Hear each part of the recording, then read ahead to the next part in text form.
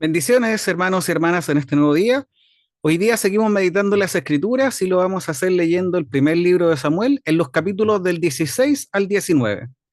Nuestra lectura de hoy comienza con el capítulo 16, versículo 1, y este dice así: Y el Señor dijo a Samuel: ¿Hasta cuándo te lamentarás por Saúl después de que yo le he desechado para que no reine sobre Israel? Llena tu cuerno de aceite y ve, te enviaré a Isaí, el de Belén, porque entre sus hijos he escogido un rey para mí. A Samuel no le era indiferente lo que ocurrió con Saúl, mucho menos lo alegraba. Samuel incluso decía al final del capítulo 12 que ya leímos que no cesaba de orar por ellos e instruirlos en el camino bueno y recto. Por lo tanto, cuando alguien se aparta del Señor, lejos de provocarnos indiferencia, mucho menos alegría, lo que nos debe provocar es pena, es dolor, al igual que lo que vemos en Samuel en este versículo por Saúl. Vemos también cómo el Señor lo saca de este estado. Este debe seguir sirviendo al Señor, y es así como lo envía a la casa de Isaí para que seleccione y unja al nuevo rey. Cuando llega Samuel a la casa de Isaí, veremos cómo este, al ver a Eliab, el hermano mayor de la familia, aseguró que era el escogido del Señor. Esto, al parecer, por su bonita apariencia, alta estatura, quizás similares características a las que ya se habían visto en Saúl. Pero Dios utiliza esta situación para enseñarnos algo que no debemos olvidar jamás. Dios le dice a Samuel: Dios ve no como el hombre ve, pues el hombre mira la apariencia exterior, pero el Señor mira el corazón.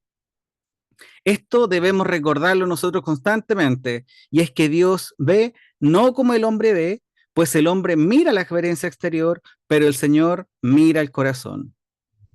¿Cuántas veces nosotros no hemos hecho un juicio por las apariencias? O seguramente cuántas veces nos hemos equivocado pensando sobre alguien algo sin conocerle. Muchas veces he escuchado la frase: hoy se nota que él tiene mucho del Señor. Y qué bueno que así sea, porque quizás en su actuar esa persona va reflejando una vida en Cristo sincera y constante. Pero la pregunta es, ¿y el resto entonces tiene poco del Señor? ¿Podemos hacer ese juicio realmente nosotros sin conocer el corazón de la persona? ¿Podemos decir quién está más cerca o quién está más lejos del Señor? ¿O cuáles son los planes del Señor con uno y con otro? Esta es una buena reflexión y meditación. Dejar el prejuicio de lado y tratar de mirar como el Señor nos ve, es decir, a todos con una infinita misericordia y amor. En el relato nos muestra que Samuel tomó el cuerno de aceite, ungió a David en medio de sus hermanos, y el Espíritu del Señor vino poderosamente sobre él desde aquel día en adelante. En este capítulo 16, en su segunda parte, leeremos algo que quizás llamará su atención como lo hizo en mí. Dice así: el espíritu del Señor se apartó de Saúl y un espíritu malo por parte del Señor le atormentaba. Así que frente a este hecho que nos puede parecer extraño, no puedo hacer más que compartirles un buen comentario que encontré al respecto, y lo cito y dice así: el Espíritu de Dios descendió sobre David de acuerdo con su llamamiento y se apartó de Saúl por cuanto había sido rechazado como rey. Esto no quiere decir que Saúl haya perdido su salvación, sino que Dios había retirado su poder y capacitación especial de él para ser el instrumento divino en la dirección del pueblo de Israel. Sabiendo que Dios ya no estaba con él y que no le daría éxito como antes, se produjo en Saúl una tremenda melancolía. El diablo y sus dominios siempre quieren tocar, estorbar o devorar a los que han confesado el nombre del Dios verdadero, pero no pueden atacarlo sin el permiso divino. Esto queda claro en el libro de Job. Dios permite, por ejemplo, que David en su madurez sea incitado incluso por Satanás y hace un censo por Israel, el cual termina siendo un hecho trágico en la vida de él. En este caso, Saúl, al ser rechazado por su desobediencia, se deja vulnerable a que un demonio la aflija. Pero siempre nosotros debemos recordar que esto ocurre con el permiso y conocimiento de Dios. Por eso dice que un espíritu malo de parte del Señor o un espíritu malo de parte de Jehová. Tal es el control divino sobre los suyos que nada ni nadie les puede tocar sin su permiso. Fin de la cita. Y así, cuando lleguemos al capítulo 17, veremos que la ya conocida, recordada y comentada historia de David y Goliat. Sobre este hecho, solo quiero recordar: cuando la lea, trate de imaginar a Goliat. La altura de Goliat es de aproximadamente 2,9 metros de altura. Tú puedes mirar tu techo en la casa, generalmente la altura es de 2 metros 3. Por lo tanto, Goliat sobrepasaría ampliamente el techo de tu casa. Pero también agrega que llevaba una cota de malla que pesaba 5.000 ciclos de bronce. Esto es la parte superior de una armadura y su peso corresponde a 57 kilos. Por lo tanto, no solo era alto, sino que también era muy fuerte para poder moverse en la batalla con ese peso. Por último, nos dice que la punta de su lanza pesaba entre 6 y 7 kilos. Insisto, solo la punta de su lanza. Así que sumemos a esto que Goliat era un guerrero desde su juventud. A este enemigo era el que enfrentaba a David. Y sobre David vemos una valentía tremenda. Dios ha preparado su vida, incluso antes de ungirlo como rey. Podemos ver que este decía que había enfrentado osos y leones siendo un simple pastor. Por lo tanto, Dios siempre ha estado en la vida de David.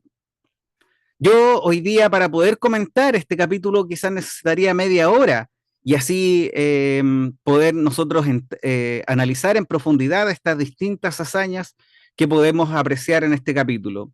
Pero por la duración del video, quiero tratar de que nos quedemos con un punto. Y es que nosotros podamos analizar y meditar en el miedo que provocaba Goliat hacia el pueblo de Israel. Todo el pueblo tenía temor. Esto en un absoluto contraste con lo que vemos de David.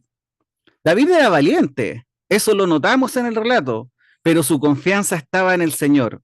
Vemos cómo le dice primero a Saúl, el Señor que me ha librado de las garras del león, de las garras del oso, me librará de la mano de este filisteo.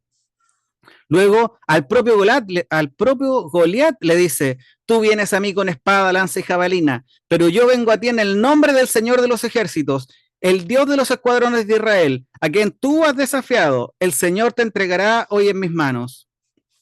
En estas dos frases vemos cómo la confianza de David no tenía que ver con él, no tenía que ver con sus fuerzas, no tenía que ver con sus habilidades, no tenía que ver con su posición social, no era sus riquezas, no era su trabajo, no había sido su práctica. Su confianza estaba absoluta y completamente en Dios. Y esta no es una confianza relativa, al contrario, vemos una confianza plena, absoluta y total en Dios. Esta no depende del contexto, sino que solamente depende de entender quién era el Dios de Israel. El Señor entrega a Goliat en manos de David. Esas cosas que parecen imposibles para nosotros a nuestros ojos, pero para Dios es demasiado fácil. Vemos que esto tiene también un efecto, porque una vez que David mata a Goliat, el pueblo de Israel se animó, dejó el miedo de lado, fue valiente, gritaron y todos persiguieron a los filisteos para luego vencerlos. Acá hay otro punto muy importante y es que muchas veces la valentía de un solo hombre puede provocar que otros también puedan vencer sus miedos, que confíen en el Señor. Así que, hermano y hermana, te animo a confiar en el Señor. Esfuérzate y sé valiente, porque esto también será de ánimo a otros que van a poder enfrentar sus temores y confiar en el Señor y lo que éste puede hacer. Cuando lleguemos al capítulo 18, veremos cómo Saúl, al dejarse contaminar por la envidia frente a David, esto nos cuenta el relato a causa de una canción donde las mujeres exaltaban a David por sobre Saúl. Nos dice que desde ese día en adelante miró a David con recelo Saúl. Esto es como abrirle finalmente una puerta al enemigo para que éste pueda entrar en la vida y hacer cosas peores. Así que tenemos que cuidarnos de la envidia, el recelo, como de tantos otros pecados, ¿cierto? Después en el relato vemos cómo Saúl intenta clavar a David con una lanza 2 veces y no tuvo éxito, así que prefirió cambiar la estrategia y lo envió a las guerras más complejas y desiguales que pudiera, para que muriera en manos de los filisteos. Pero en este andar vemos cómo el Señor cuida y prospera en todo a David. Nos dice que su sabiduría era notoria y esto hizo que se ganara el respeto y la estima del pueblo. En esta historia continúa y el relato nos cuenta que David termina siendo yerno del rey Saúl. Mical, hija de Saúl, dice que amaba a David y termina siendo la esposa de este y por lo tanto queda dentro de la familia de Saúl. Cuando terminemos hoy nuestra lectura en el capítulo 19, observaremos cómo tanto Mical como su hermano Jonathan, hijo de Saúl, salvan la vida de David ante Saúl. Esto nos recuerda que Dios coloca personas que por amor lo protegerán, estando dispuestos a sufrir los riesgos que esto implica. Dios muchas veces nos rodea de personas que son de mucha bendición en nuestras vidas. Debemos dar gracias a Dios por eso. En este caso veremos la vida de Mical y Jonathan, cómo son puestas por Dios para la protección de David. Al terminar el capítulo, vemos un episodio donde todos están persiguiendo a David para matarlo, pero aquellos que perseguían a David, gracias al Señor, terminan profetizando, e incluso el mismo Saúl termina profetizando. Y esto me recuerda cuando el Señor dice en Lucas capítulo 19, versículo 40, os digo que si estos callaran, las piedras clamarían, mostrándonos así que nada ni nadie puede frenar la palabra y el mensaje de Dios. Al igual que cuando Pablo dice, yo puedo estar preso, pero la palabra de Dios no está presa. Así que qué hermoso es poder reconocer esta verdad. La palabra de Dios es viva y eficaz. Oremos para que más vidas sean alcanzadas por su palabra y que el Señor use nuestras propias vidas como sus mensajeros. Bendiciones.